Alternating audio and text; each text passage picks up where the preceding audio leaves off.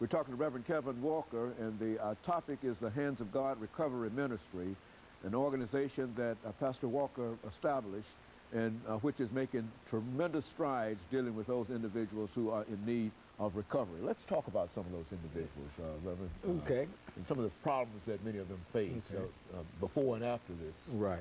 Well, I mean, of course, you know, Dr. Henry, there's a lot of issues that people face out here in our world, in our society. You know, the drug addiction, sexual abuse, all types of issues, homelessness. I mean, people are losing their jobs and stuff like that, and they're not having anywhere to turn to for help. And, you know, I think it's very important that people realize and understand that not only did I found the Hands of God Recovery Ministries, but I'm also the pastor of the Hands of God Christian Church, and we're located 1701 11th Avenue North, right off of Buchanan Street. And I think it's the role of the church to become actively involved in helping people to overcome or to deal with and overcome the issues that they're facing in life on a daily basis. Because if somebody shows up on your doorstep and all you have for them, Dr. Haney, is a sermon, then you don't have anything for them. You know, you have to have something else in place that's going to really meet that need that a person has. Because one of our motto is find the hurt and heal it, and find the need and fill it. And the key in that is find. Okay. You know, to find it. You know, go out and seek out those things where people are in need and where people are hurting, and see if you can fill that need. See if you can heal that hurt.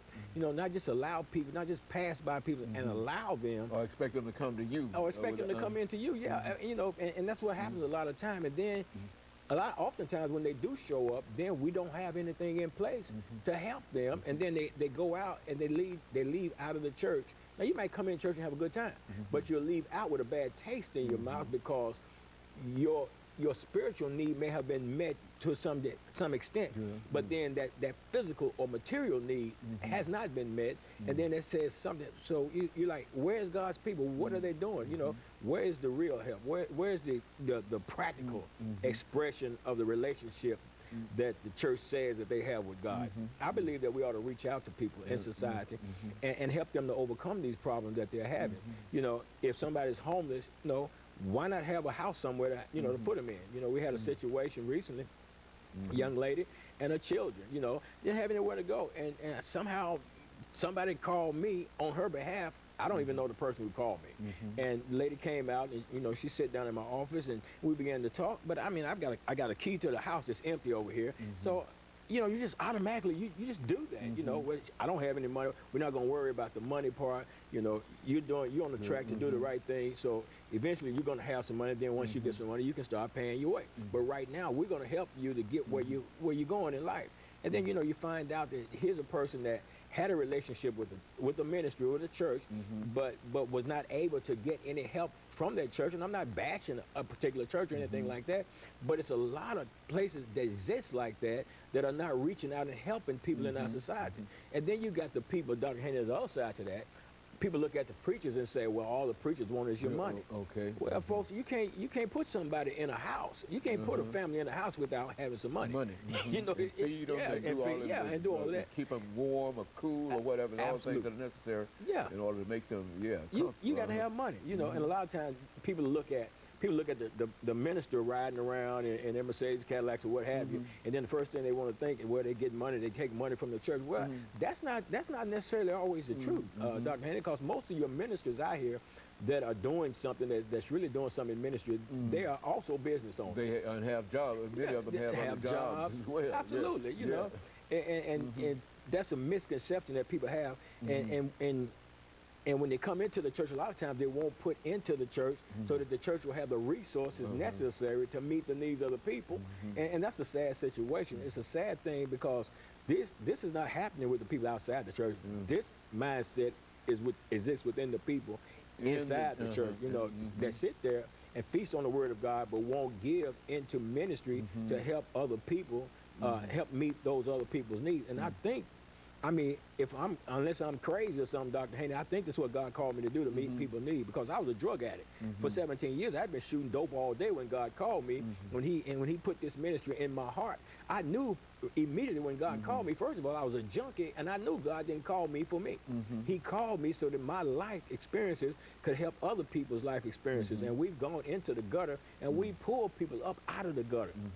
I mean, pull people up out of active drug addiction, homelessness. I mean, we've watched families become mended back together. We've watched people come up, get jobs, and progress on in life, and just go from stage 1 to stage 2 to stage 3 in their levels of life and stuff like that.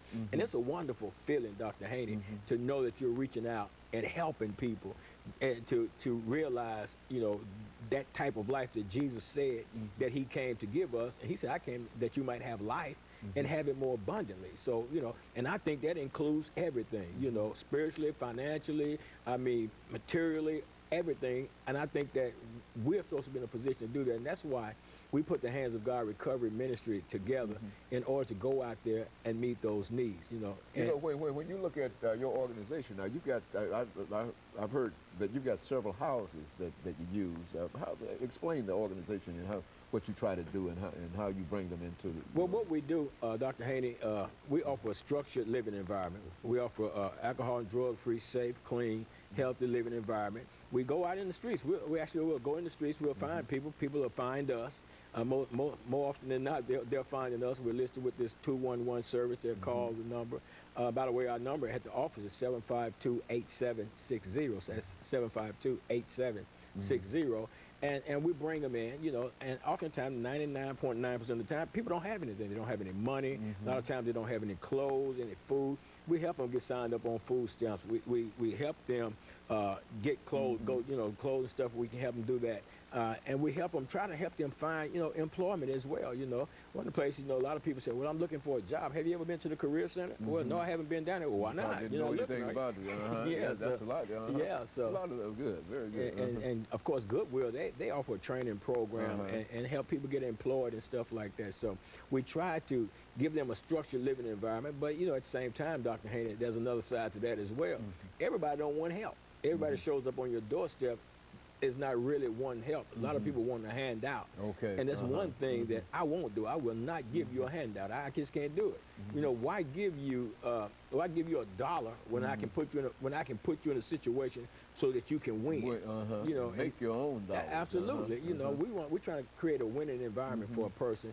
Put you in a structured living environment, because most people that are out in the streets running around, they don't have that structure. So we put them in a structured environment, help them and show them how to live. And the number one thing we do, we teach them the word. Good. And of course, we're getting ready for our second commercial break, after which we'll give you an opportunity to expand upon that. All right. But essentially, that's what we want. And we'll be back with our audience following this very short commercial break.